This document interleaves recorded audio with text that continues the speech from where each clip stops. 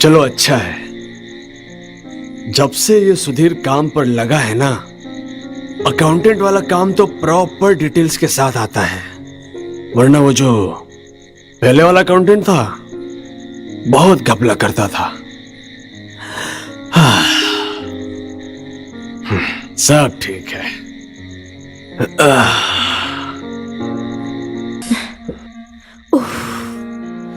कितना काम करना पड़ता है।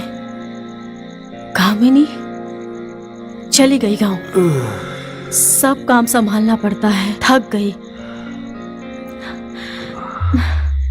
रमिया तो कुछ काम का है ही नहीं। क्या हुआ मधु, बहुत थकी थकी सी नजर आ रही हो।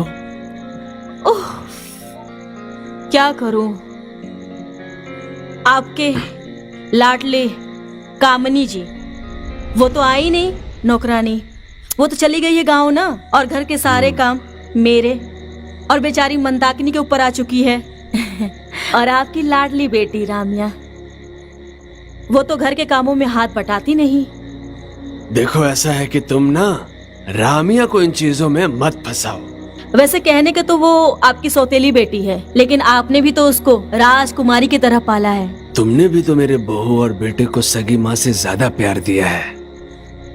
मेरे बेटे प्रीतम के देहांत के बाद तुमने मंदाकिनी को और ज्यादा प्यार दिया है। अब आप ये सब बातें मत कीजिए, हम दोनों में से कौन महान है ये हम बाद में डिसाइड करते हैं। अभी चलिए आराम करते हैं, मैं थक चुकी हूँ। अरे ना ना ना, अभी तो आराम करने की मेरी बारी है। आपकी आराम करने की बारी? हाँ, मेरे आराम करने की। वो तो भावनाओं की बात है, कुछ ऐसे कर लेते हैं ना। अरे 10 साल हो गए मधु, तुम हमेशा से ऐसे ही करती हो। माँ जी आप टेंशन मत लो, समय आने पे ना रम्या अपनी सारी जिम्मेदारी समझेगी। सब कहते हैं कि समय आने से सीख जाएगी, वो वक्त कब आएगा? लड़की अब 22 साल की हो चुकी है। अरे ओ मालकिन, अपनी रम्या अभी 22 साल की नहीं हुई है, वो तो 21 साल की है। लो आ गई महारानी, आते ही कैची जैसी जबान चलाने लगी है। अरे मालकिन मैं जानती हूँ आप मुझे क्यों ताना दे रही हो, देखना सब चुटकी में काम खत्म कर दूंगी। बात तो एकदम सही है, इनका काम एकदम नपा तुला रहता है। अरे वो रामिया, इस वक्त कहाँ जा रही हो तुम? माँ मैं आउटिंग के लिए जा रही हूँ और लंच बाहर कर लूंगी, और हाँ प्लीज अभी मत टोकना। हद कर दी इस लड़की ने, एक उसको देखो और एक इसको देखो। प्रीतम जाने के बाद घर की पूरी जिम्मेदारी अपने सर पे ले लिया है। अरे मालकिन कितनी बार बोलोगे जिम्मेदारी जिम्मेदारी, 100 बाकी एक बात, अपनी रम्या की शादी करा दो, सारी झंझट ही खत्म हो जाएगी। सुन, तुझे क्या लगता है मैंने इसके बारे में नहीं सोचा? कब का सोच के रखी हूँ, मैं धीरेन्द्र जी को इसके बारे में बोल के भी रखी हूँ, लेकिन उसका एक ऐसा घर परिवार चाहिए जो आंखों के सामने रहे। अरे मालकिन इसमें कौन सी बड़ी बात है, आप तो बहुत पैसे वाली हो, कोई अच्छा लड़का देख के अपना घर जमाई बना लो और आपकी बेटी भी घर में रह जाएगी। हाँ ये तो बहुत अच्छा आइडिया है। मैं ना धीरेन्द्र जी से एक बार बात करती हूँ उसके बारे में, ठीक है ना बाबू?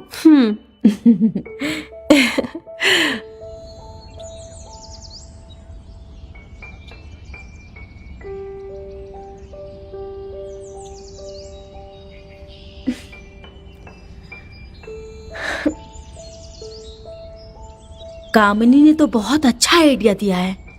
अभी धीरेन्द्र जी आते ही होंगे, उनको समझा देती हूँ। अगर नहीं माने ना तो मुझे बहुत बड़ा कदम लेना ही पड़ेगा।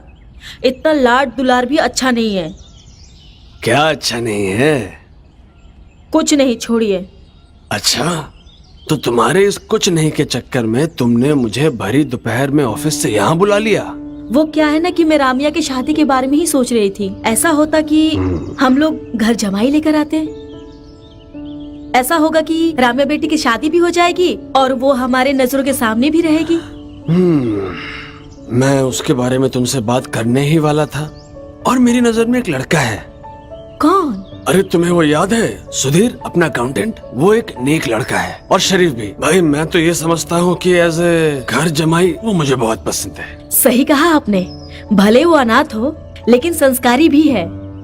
ठीक है, मैं रमैया और सुधीर से बात कर लेता हूँ। अगर दोनों की हाँ हो जाती है तो इसी हफ्ते उनकी शादी कर देंगे। एक्चुअली अभी से ही ये सब तैयारी की शुरुआत करनी पड़ेगी। बहुत सारा घर में काम भी है, मुझे अभी से काम पे लगना पड़ेगा।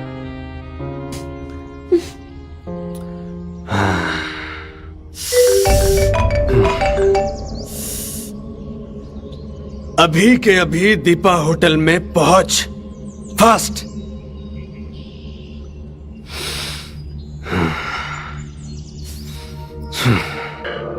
इतनी देर लगा दी तूने आने में।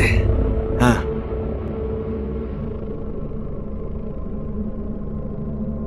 क्या करें, मालकिन ने इतना काम जो दे दिया। उसकी तो आदत बन गई है, ना खुद करती है ना किसी को करने देती है। जो भी हो, अब तो मैं आ गई हूँ ना। तो मुझे तेरा ही सहारा है। बेटी रामिया, ये तेरा नया जीवन है और शादी का जो रिश्ते होते हैं ना, बहुत ही नाजुक होते हैं। और एक बार ये रिश्ता टिक जाए ना, और इससे ज्यादा मजबूत दुनिया में और कुछ नहीं होता। बेटा, मैं जानता हूँ तुम एक नेक लड़की हो, लेकिन फिर भी एक बाप होने के नाते मैं तुमसे रिक्वेस्ट करता हूँ कि मेरी बेटी को हमेशा खुश रखना। आप रिक्वेस्ट मत कीजिए सर, अब आपकी बेटी मेरी पत्नी है। अब मैं उसे खुश रखने की पूरी कोशिश करूंगा।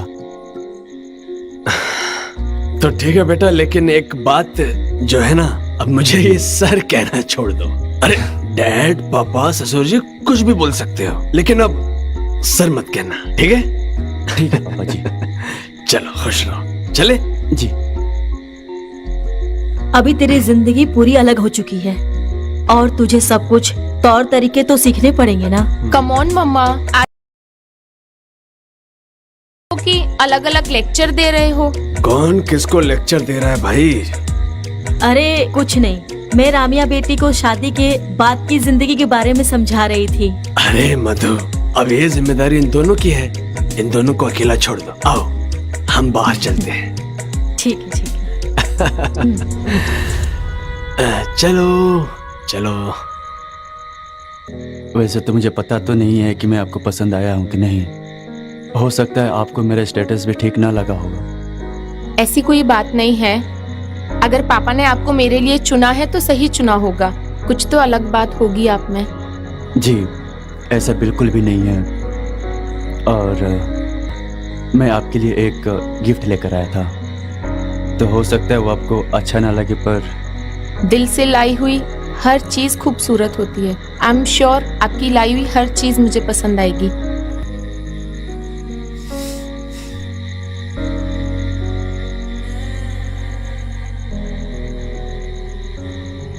क्या अब तुम ये इन्हें मेरे बालों में लगाओगे?